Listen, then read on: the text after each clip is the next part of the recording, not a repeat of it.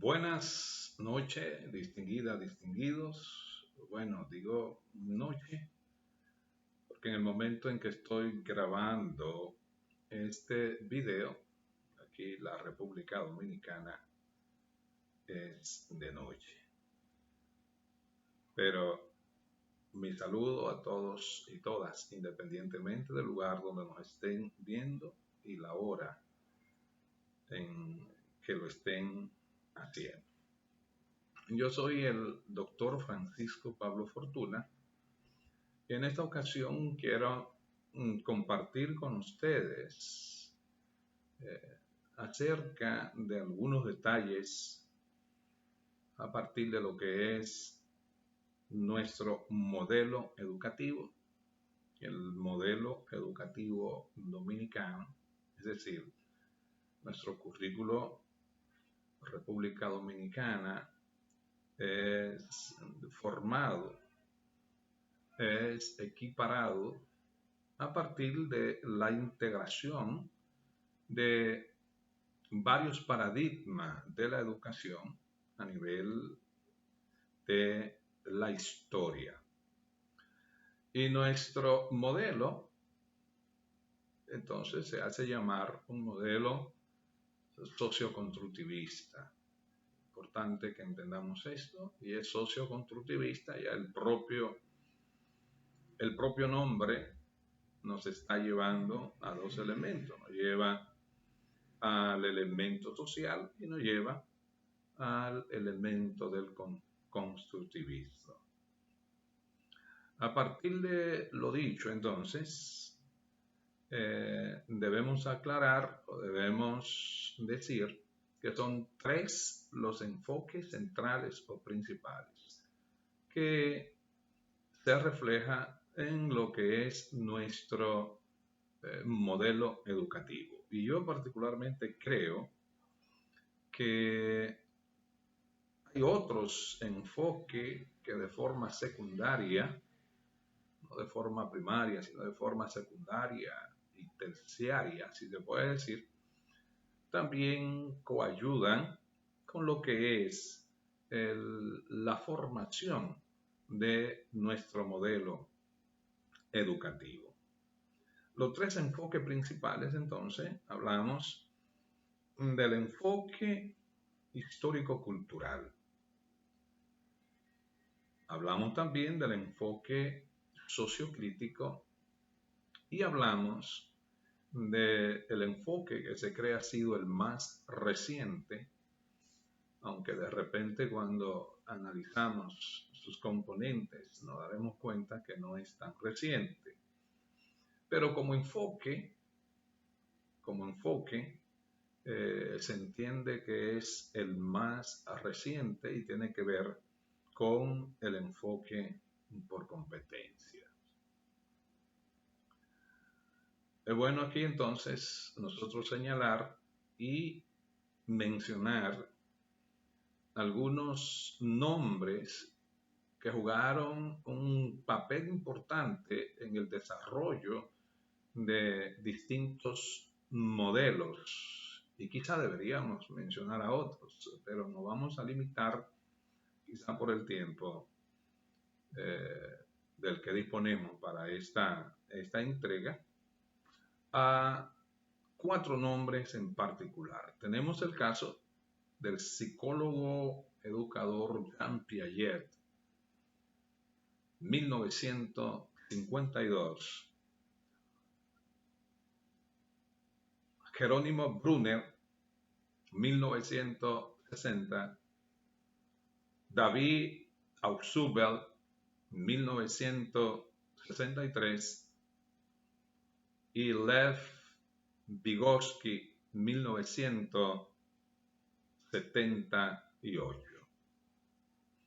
Estos son cuatro nombres interesantes, cuatro nombres que de alguna forma entran en la historia de lo que son los paradigmas educacionales que de alguna forma han producido algún tipo de transformación en lo referente a educación en todo el mundo.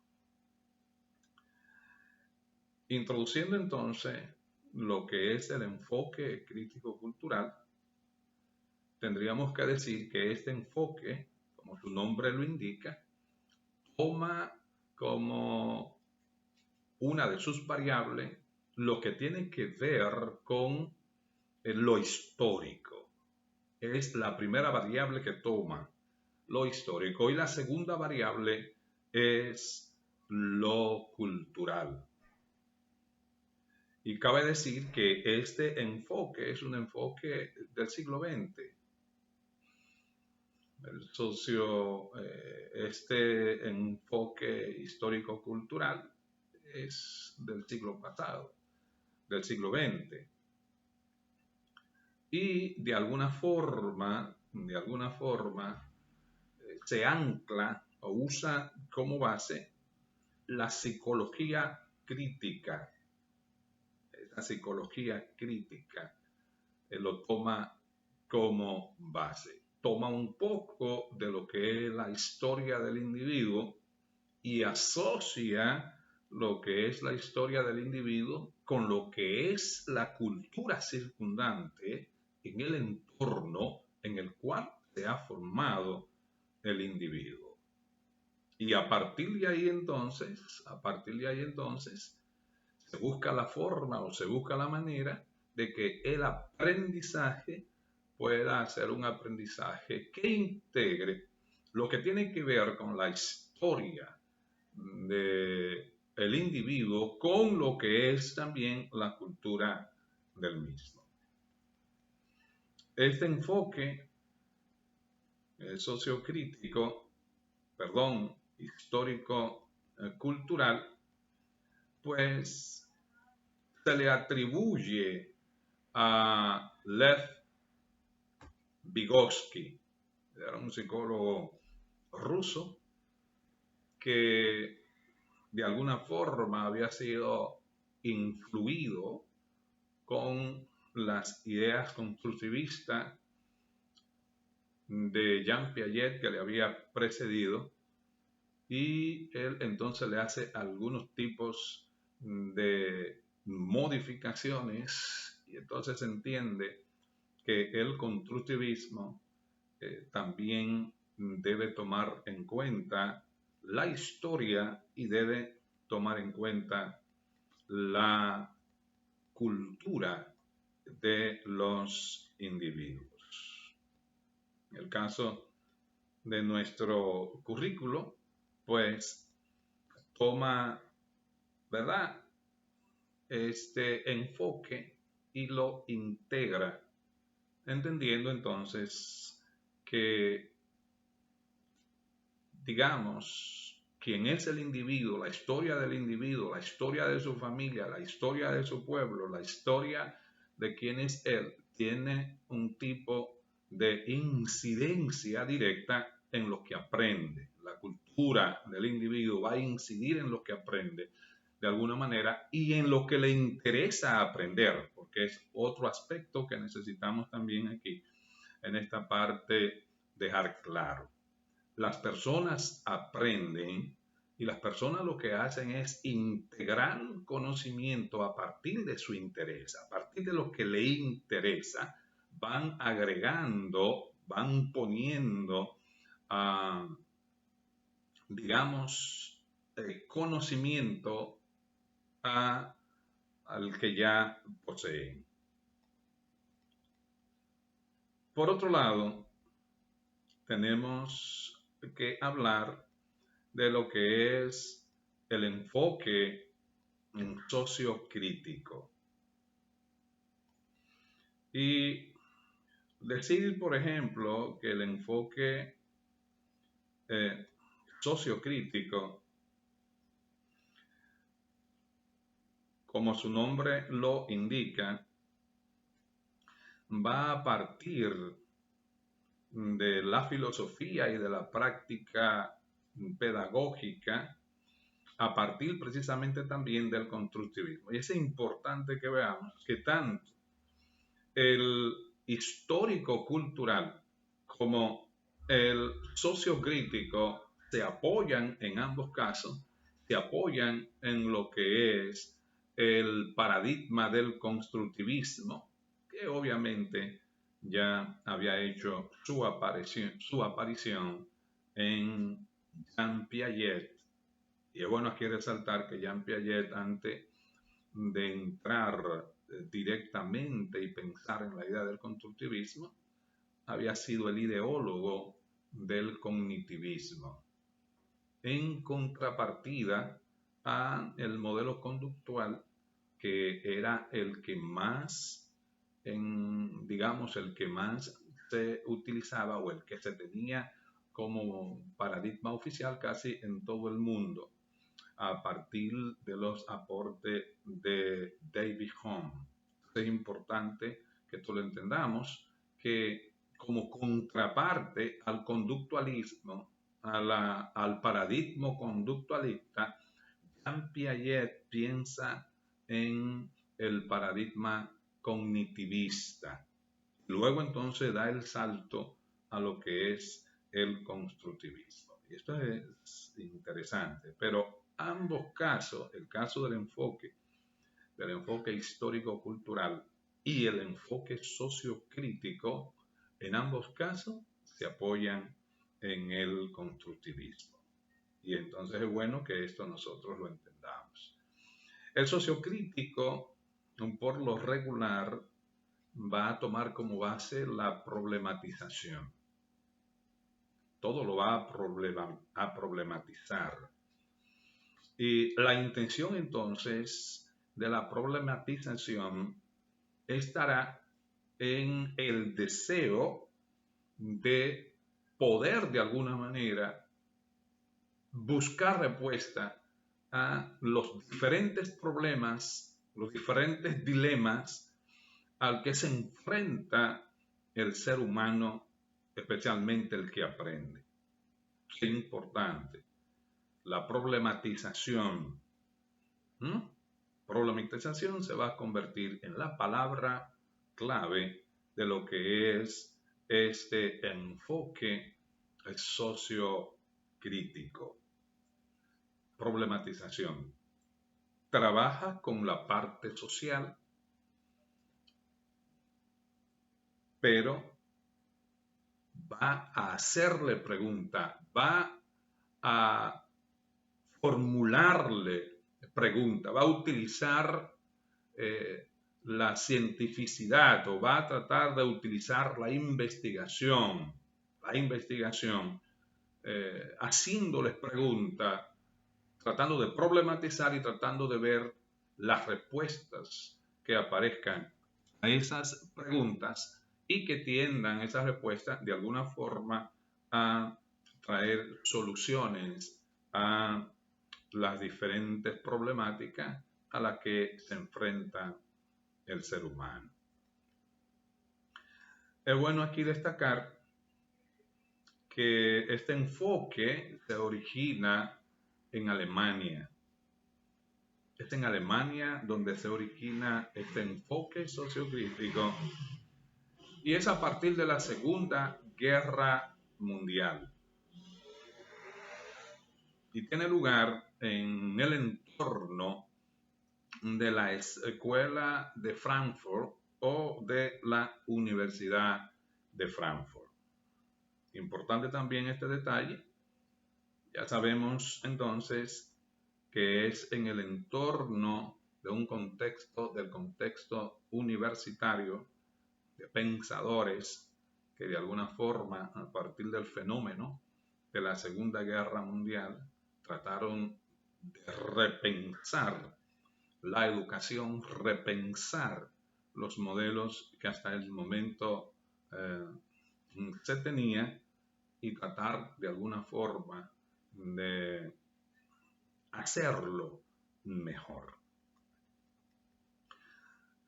El otro enfoque es el enfoque por competencia.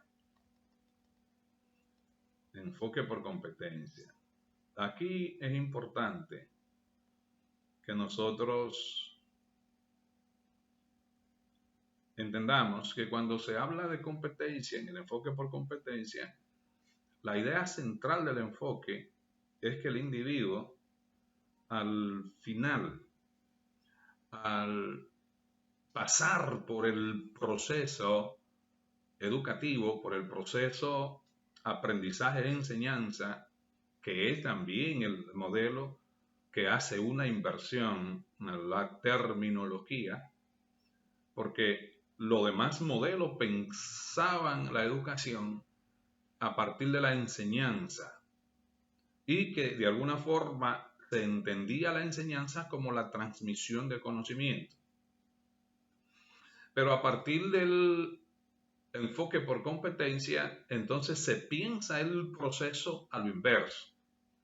La figura central y primaria entonces es el que aprende. A partir de ahí entonces, que en el enfoque por competencia, el individuo de primera línea es el que ha de aprender, el que va a aprender. A partir de ahí entonces se habla de aprendizaje-enseñanza, invirtiendo la terminología que tradicionalmente se utilizaba, que era enseñanza-aprendizaje. Ahora el foco central está en el que aprende, no en el que enseña. No en el que enseña. En el enfoque por competencia, el que enseña es un facilitador, es un guía. De hecho, vamos a tener varios autores. Hay unos autores que lo van a presentar como un facilitador. Hay otros autores que hablan de guía, hablan de tutor. Es como un tutor, es como alguien que va a ir guiando el proceso, mientras que el protagonista central del proceso, que es el que aprende, va construyendo, va trabajando en lo que quiere aprender en su propio aprendizaje. Originalmente, en el enfoque por competencia, se habla de 3 pilares y por lo regular, la mayoría de los autores hablan de esos 3 pilares en lo que tiene que ver con el proceso aprendizaje-enseñanza apoyado o tomando como base las competencias. Y esos 3 pilares son el saber, que tiene que ver con lo conceptual, y aquí va a entrar también en juego lo cognitivo.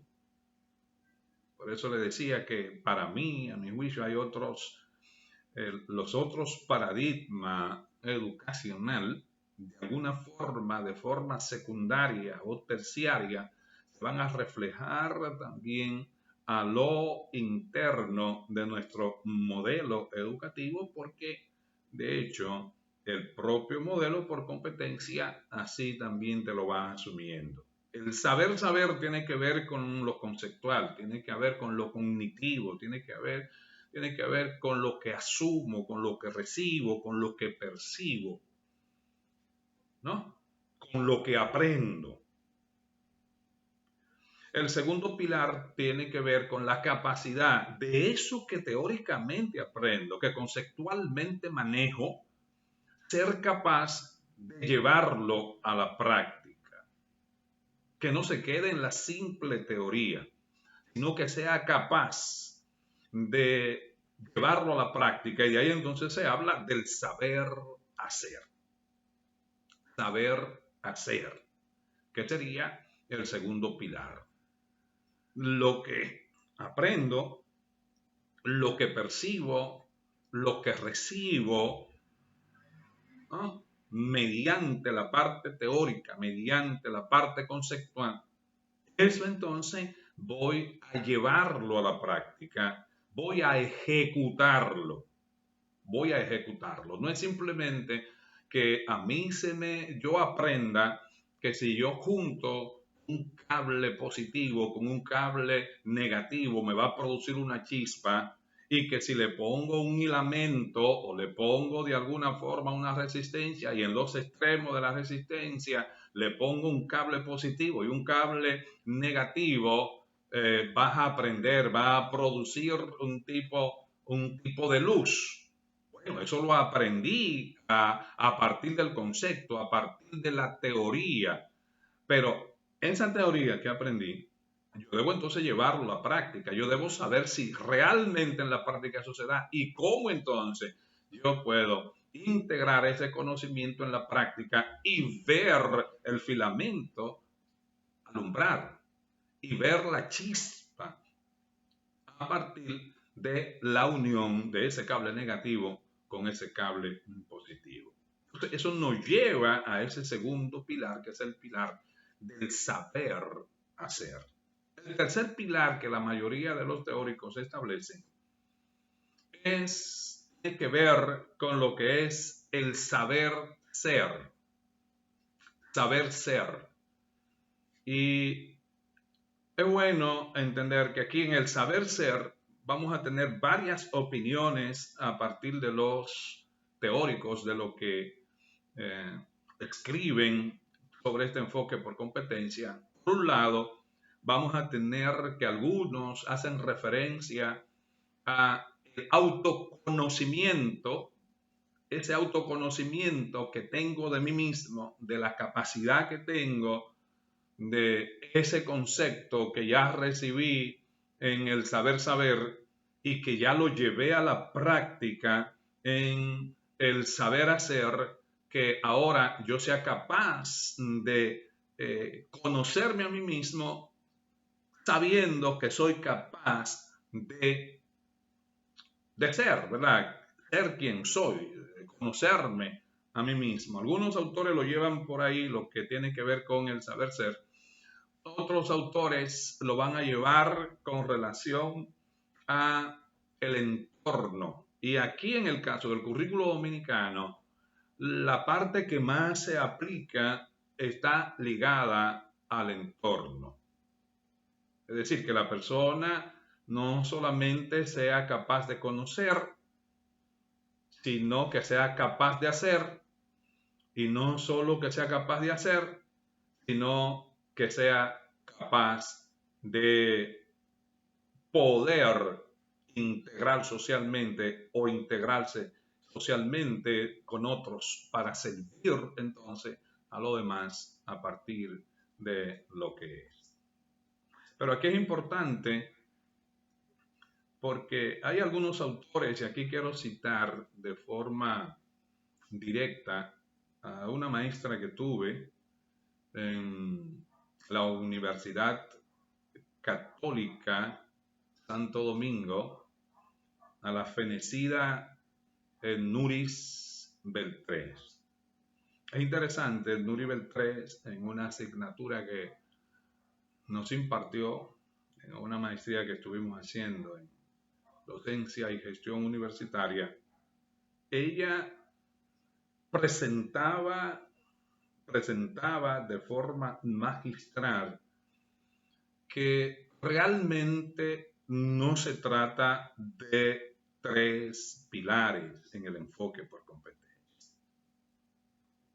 sino que el enfoque por competencia está anclado en 5 pilares.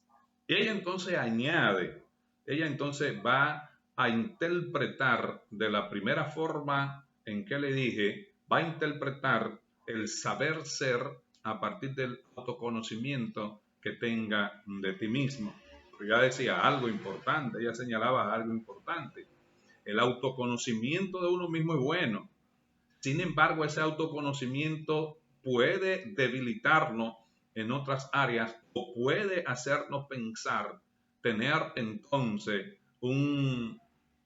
si se puede decir, una actitud de pedantería posteriormente a partir de creerme que soy, ¿verdad?, superdotado, el que mejor lo hace, el que mejor, bueno, a partir de ahí ella dice que un cuarto pilar en el enfoque por competencia es el saber estar. Entonces, el saber estar aquí apunta a esa capacidad que yo debo tener como individuo para poder contextualizarme. Ok, ya yo tengo el conocimiento que me lo da el saber, soy capaz de esa teoría llevarla a la práctica, soy capaz de conocerme a mí mismo y saber que lo puedo hacer y hacerlo efectivamente y con eficiencia, que lo puedo hacer, que tiene que ver entonces con el saber ser, pero que ahora yo tengo que ser capaz de conceptualizarme. Y viene ahí entonces lo que es el saber estar. Tengo que ser capaz de leer el entorno donde me encuentro, de poder ahí donde yo me encuentro, poder estar con los demás, poder integrarme con los demás, poder ser capaz de reconocer las habilidades de los demás y de la codependencia que tenemos unos con otros, que somos interdisciplinarios, que hay varias disciplinas representadas y en esas disciplinas representadas entonces vamos a formar lo que es un equipo. Entonces yo tengo que saber cuál es mi posición y no salirme de lo que me corresponde y tratar de hacer lo que le corresponde a otro. El saber estar, entonces Nuri lo presenta como el cuarto, si se puede decir, pilar de lo que es el enfoque por competencia. Y entonces termina, y esto es interesante, porque ella termina presentando un quinto pilar. Y para ella el quinto pilar del enfoque por competencia es el saber trascender. Y esto es importantísimo, porque no solo yo tengo la parte teórica y manejo los conceptos. Hay otros también que manejan conceptos. No solo yo lo sé hacer, lo sé llevar a la práctica. Hay muchos otros que de la misma forma pueden llevar ese conocimiento a la práctica. Bien, hay muchos otros que en la parte que yo me he perfilado a partir de mi disciplina, también ellos van a accionar en ese orden y en ese sentido. Y entonces, bueno, mi compromiso es trascender. Leí a un autor que decía que yo debo ser el mejor en lo que hago. Y eso no es de alguna forma para entrar en esa actitud de ser altanero. No. Sino de ser capaz de ser necesario. De ser necesario. Entonces, el trascender, la trascendencia, presentado como ese quinto pilar. No es solamente que yo sea docente, sino que yo trate de ser el mejor. Es decir, para ser el mejor entonces hay un sinnúmero de elementos que yo debo integrar, como es la autodisciplina, como es el caso de la actualización constante, como es el caso de las investigaciones. Es decir, hay una cantidad de elementos que yo tengo que de alguna forma tomar en consideración para poder trascender, para poder ser el mejor, o por lo menos, aunque no sea el mejor en singular, el ser entre los mejores en lo que hago. Entonces, a partir de ahí viene la trascendencia. Viene la trascendencia. A veces comparto con algunos estudiantes en ese orden, en ese sentido, que a veces hay muchos profesionales que nos convertimos en mecánico, en cambiapiezas, en las profesiones que hacemos porque no trascendemos. No trascendemos. Es un administrador, pero se muere siendo un administrador. No hay ningún tipo de aporte que lo haga ser diferente. Entonces, esto de la trascendencia juega un papel sumamente interesante. Sumamente interesante. Ahora, en el currículo dominicano, ¿cómo podemos, de alguna forma, o cómo se vinculan estos enfoques? ¿Cómo son vinculados? En este sentido, aquí, bueno, que entendamos lo siguiente. Por ejemplo, en lo que tiene que ver con los planteamientos sociales o con un carácter social, con un carácter cultural, con un carácter histórico, que es lo que pretende presentar nuestro currículo. Entonces es importante que entendamos que el currículo lo que busca es que nosotros, de alguna manera, en ese proceso, enseñanza-aprendizaje o aprendizaje-enseñanza, pues se tome en cuenta la vida. Y cuando se habla de la vida, se habla de que la centralidad de la actividad humana, en este caso, en el caso del diseño y de la construcción, está ligado a lo que será su forma de vida. Su forma de vida, ¿verdad? Has de alguna forma de tomar una relevancia. Otro aspecto tiene que ver con los medios. Estamos en la generación de la tecnología. Estamos en la generación de la comunicación. Estamos en la generación en que la ciencia ha dado sus pasos más elevados. Lo que indica entonces que un enfoque o que un modelo educativo debe ser integrativo y debe saber aprovechar los momentos en cada momentum y poder entonces adaptarse e integrar. A partir de ahí que es importante el asunto de los medios. El vínculo entre la actividad humana y los medios que se utilizan para la realización de la misma, es decir, las condiciones humanas y materiales que condicionan las posibilidades de la transformación de la realidad, está muy vinculado a lo que son los medios, a lo que son las herramientas, a lo que son los recursos que pueden ser integrados en lo que es ese proceso de educación. La educación, por su parte, que sería entonces un tercer elemento aquí a considerar, tiene que ver con ese sentido, ¿verdad? El sentido que ha de convertirse, digamos, en la base,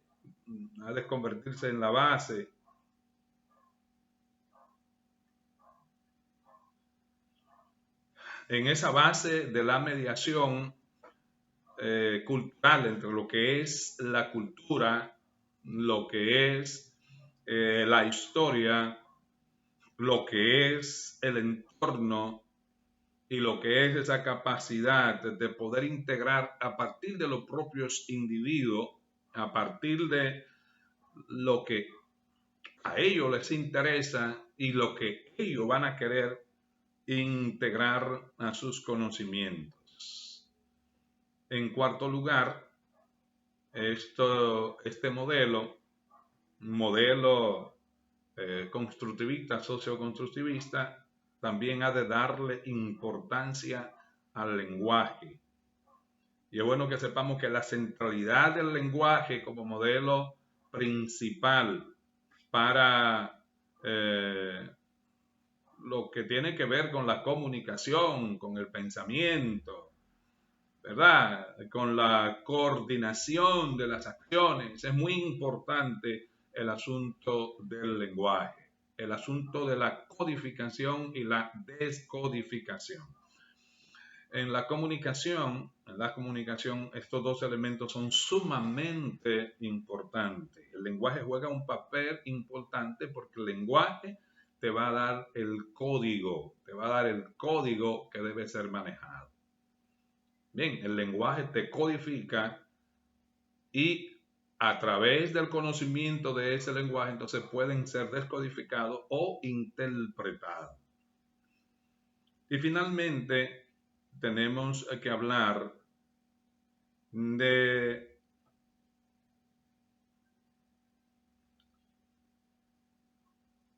eso cognitivo, de ese saber, pero también de esa parte afectiva. Es decir, que la unidad de lo cognitivo con lo afectivo expresado en la construcción de significado y en la elaboración de sentido subjetivo, eso va a tener, ¿verdad?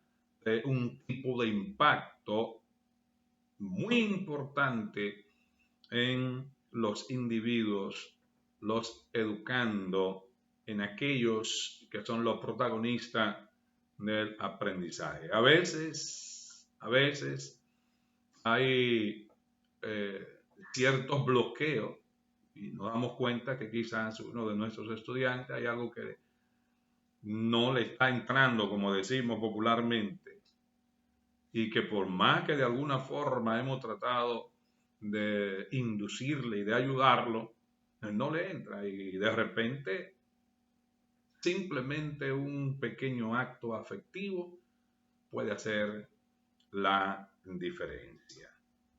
Así que muy importante que entonces nosotros entendamos esto. Recuerde que estamos hablando de lo que es nuestro modelo educativo, que en conclusión decimos que es socioconstructivista, que integra no solo a los tres enfoques que aparece ahí en primer lugar, sino que a mi juicio enfoca los 5 grandes paradigmas educacional que hemos tenido en la historia. Muchas gracias y espero haber sido de utilidad para usted en esto que hemos compartido.